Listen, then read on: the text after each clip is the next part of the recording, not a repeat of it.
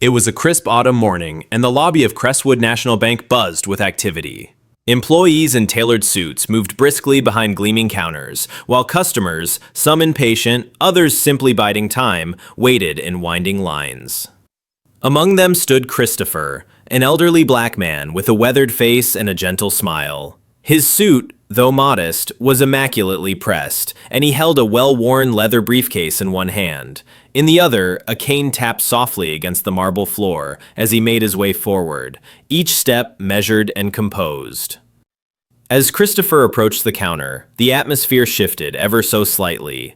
Two employees, Susan and Mark, both in their mid-30s, exchanged a glance. Susan's smile flickered, her professional polish fading for a moment. A faint frown tugged at her lips. "Can I help you?" she asked, her tone cool and clipped. Christopher offered a warm smile. "Yes, young lady, I'd like some assistance with my account." Mark, lingering nearby, leaned toward Susan and murmured under his breath, "Another one of those time wasters." Susan sighed, the sound loud enough to draw glances. She eyed Christopher from head to toe, her impatience undisguised. "Do you even have an account here?" she asked, her words dripping with condescension. Christopher remained calm, his kind smile unwavering. "Yes, ma'am, I do. Been a customer here for over 20 years. "Right," Susan replied, skeptical. "We'll need to see some ID." Without hesitation, Christopher reached into his coat pocket and retrieved his wallet, handing over his identification with steady hands. Susan took it and squinted, her expression unreadable but clearly doubtful. "You sure this is your account?" she asked. Mark stepped in, his tone sharper. "We've had some incidents before." Christopher raised an eyebrow, though his voice remained steady. "I'm certain, young man. I've been banking here since before you started working." The subtle dig hit its mark. Mark scoffed, muttering, "Some people think they can just walk in here and waste our time." Susan, encouraged by his dismissiveness, slid the ID back across the counter. "Look, sir, we're very busy today. Maybe come back when you're more prepared." Christopher's face didn't change, but a flicker of disappointment passed through his eyes.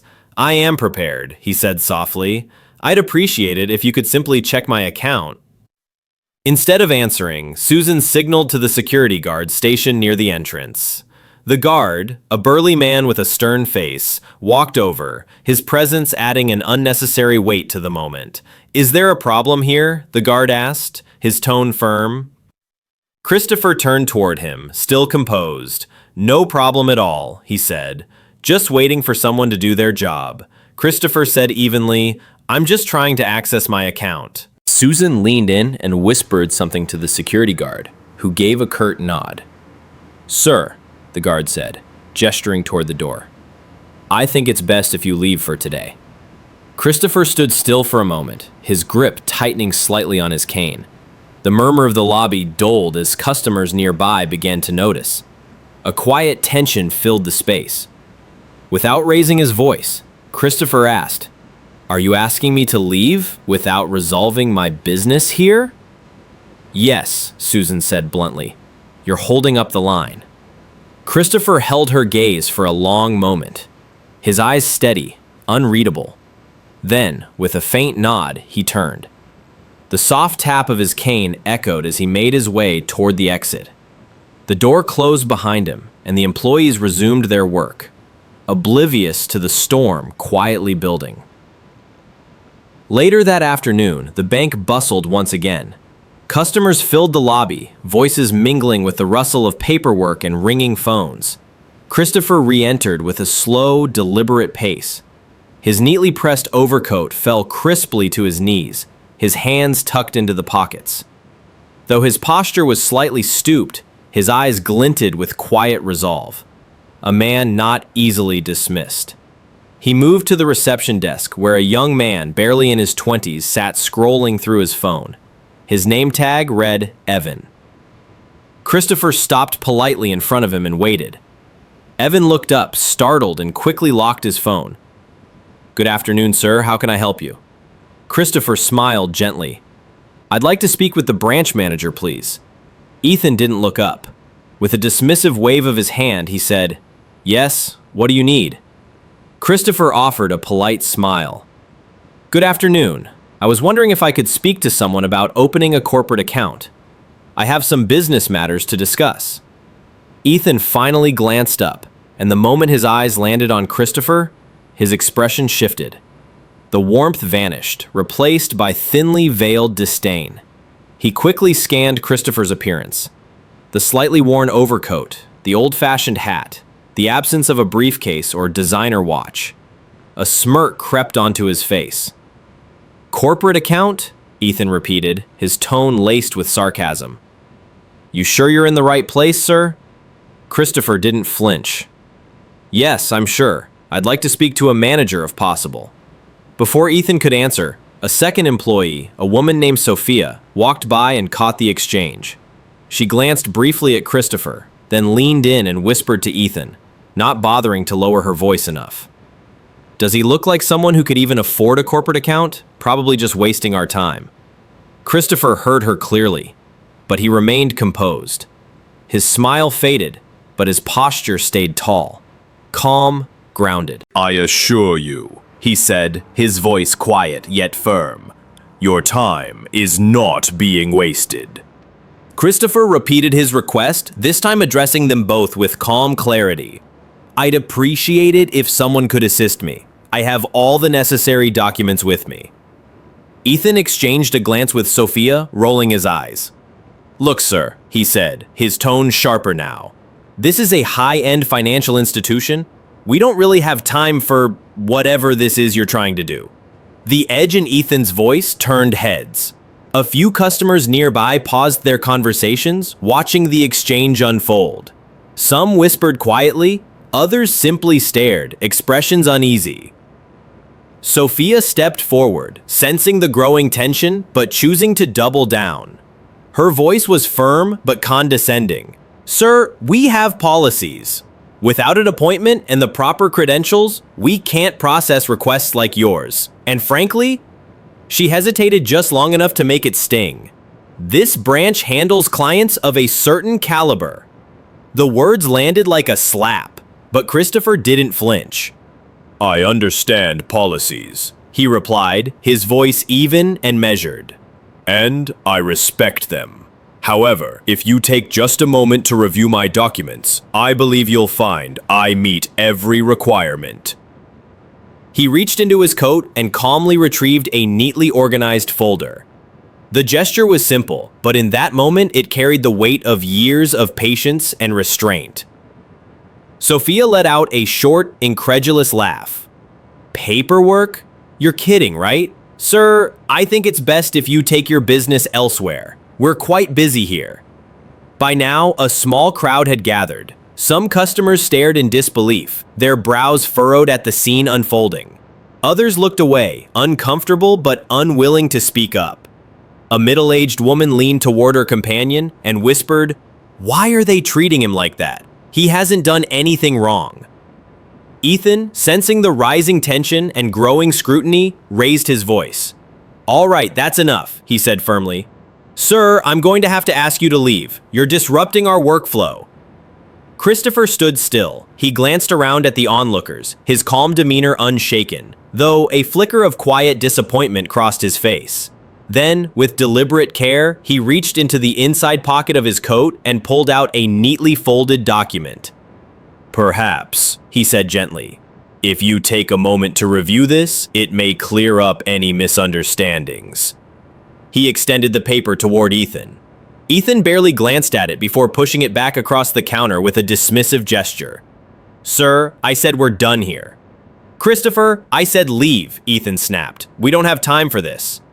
Sophia nodded in agreement, stepping closer to Christopher as if to physically usher him toward the door. "You heard him. This isn't the place for you." At that moment, a third employee, a junior banker named Mia, stood up from her desk across the room. She had been watching the interaction unfold, discomfort growing with every word. "Maybe we should just take a look at his documents," Mia said quietly, addressing Ethan and Sophia. "It won't hurt to check." Ethan shot her a sharp glare. "Mia, stay out of this. We know what we're doing." But Mia didn't back down. Her voice, though still soft, grew steadier. "He's not causing any trouble. He's just asking for assistance. Isn't that our job?"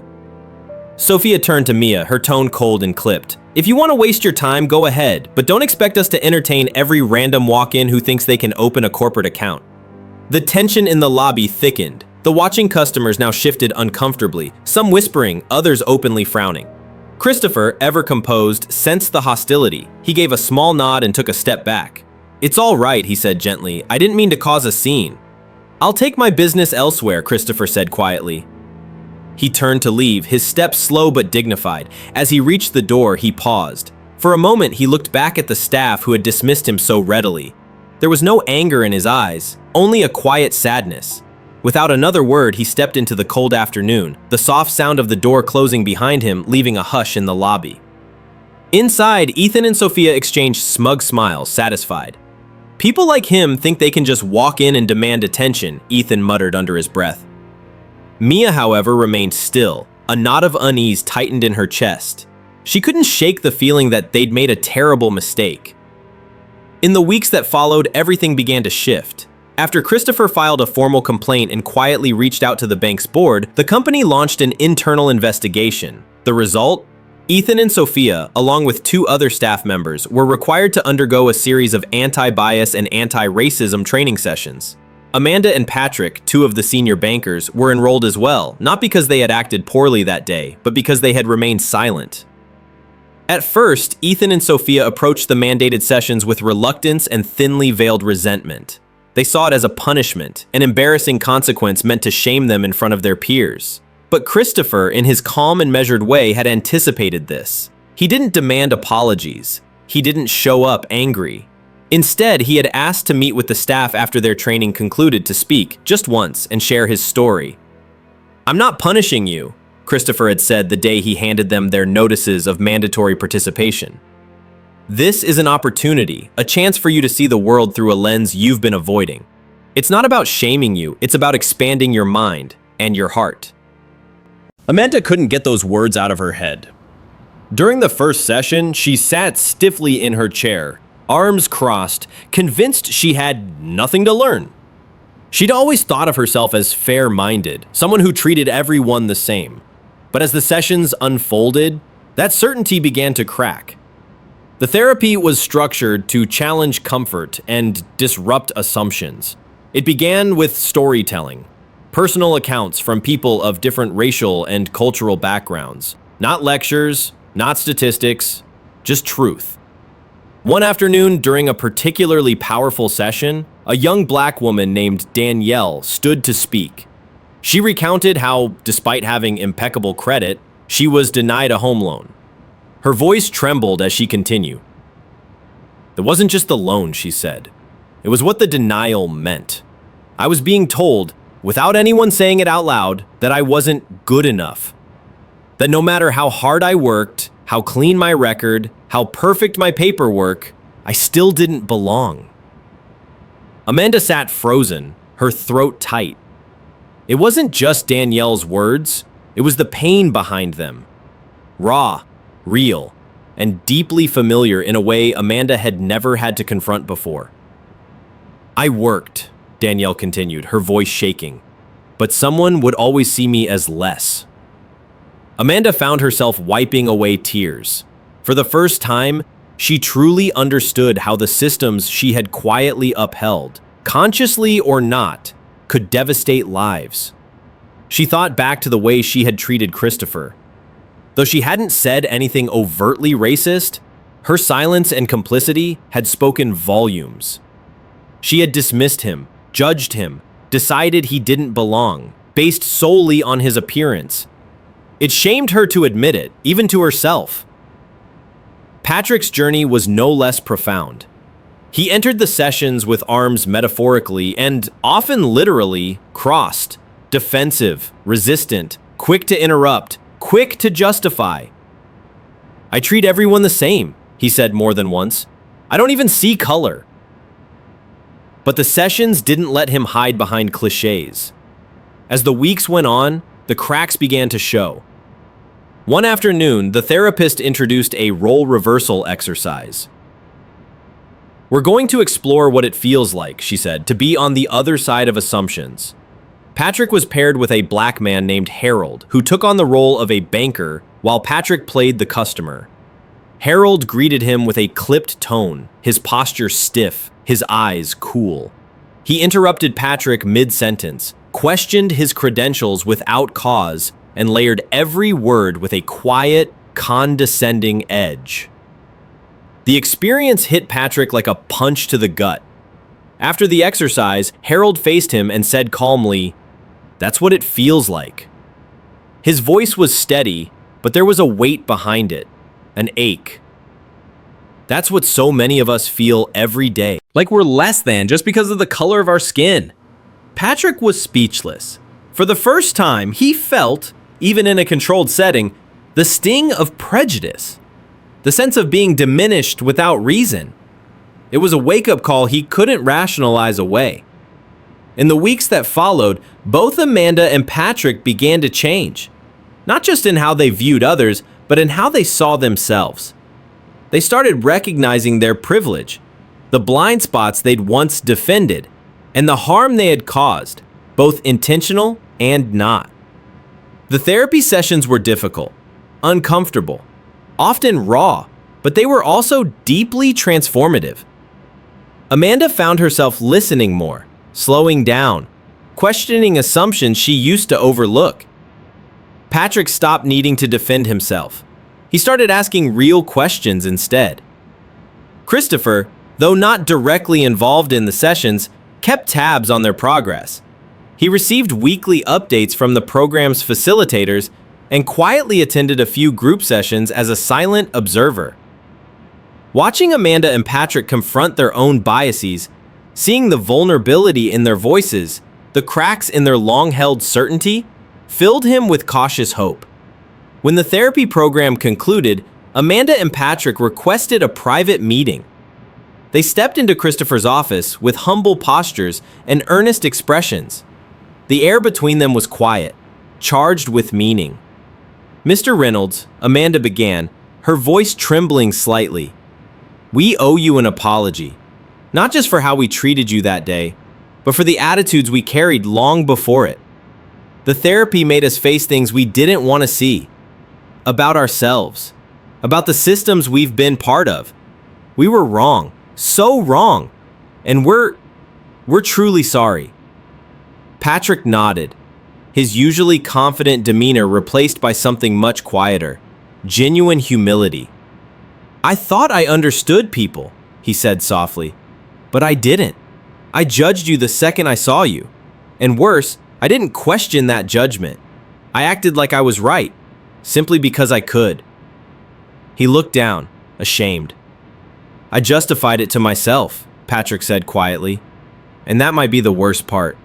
Thank you for not giving up on us, even when you had every reason to." Christopher looked at them both for a long moment, his face unreadable. Then, a small smile tugged at the corner of his mouth. "Acknowledging your mistakes is the first step," he said gently. "But the real work begins now. Change doesn't happen through apologies. It happens through action. Show me and show yourselves that you've truly learned from this." Amanda and Patrick nodded, their resolve clear. Several months later, Christopher hosted a small gathering at the bank, a quiet celebration of growth and progress.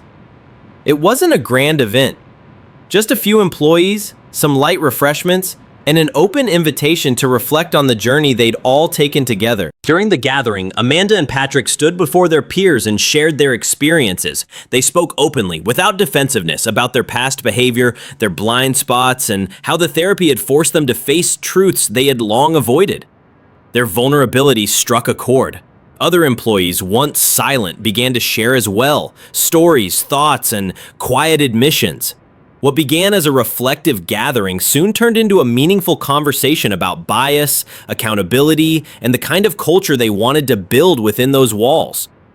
Christopher watched from the back of the room, a quiet pride settling over him. Gone was the indifference, the dismissiveness, the fear of discomfort. In its place was something far stronger, empathy, understanding, and a genuine desire to do better. It was a far cry from the hostility of that crisp autumn morning, and it was just the beginning. he had faced on his first visit to the bank. Toward the end of the evening, Amanda and Patrick approached Christopher. "We wanted to thank you," Amanda said, her eyes shining with sincerity. "Not just for giving us a second chance, but for showing us what real leadership looks like. You didn't just tell us to change," Patrick added. "You showed us how. You believed in us when we didn't deserve it. That's a lesson I'll carry with me for the rest of my life." Christopher smiled, his heart full. "The best way you can thank me," he said, "is by continuing to grow and helping others do the same. Change doesn't stop here." The events at the bank became a turning point, not just for Amanda and Patrick, but for the entire institution. Under Christopher's guidance, the bank implemented new diversity and inclusion programs, ensuring that every employee, from entry-level staff to top executives, understood the importance of empathy, accountability, and respect. Amanda and Patrick became champions of these initiatives. They shared their own experiences with honesty and humility, using their story as proof that change is not only possible, it's powerful. And in doing so, they helped shape a culture that no longer turned its back on difference, but leaned into understanding. What began as a quiet stand by one man had grown into something far greater, a shift in hearts, a ripple of transformation, and the beginning of a better way forward. Amanda and Patrick went on to mentor new employees, share their stories at company events, and work tirelessly to foster a workplace where everyone felt seen, heard, and valued. For Christopher, the journey had never been just about addressing one moment of discrimination. It had been about planting seeds of awareness, of empathy, of lasting change. He had set out to prove that even the most deeply rooted biases could be unlearned, given the right combination of humility, education, and a willingness to grow. And in the end, the greatest reward wasn't praise or recognition. It was watching those seeds take root and flourish. A team united by respect, a workplace transformed by understanding, and a quiet legacy of leadership that would echo for years to come.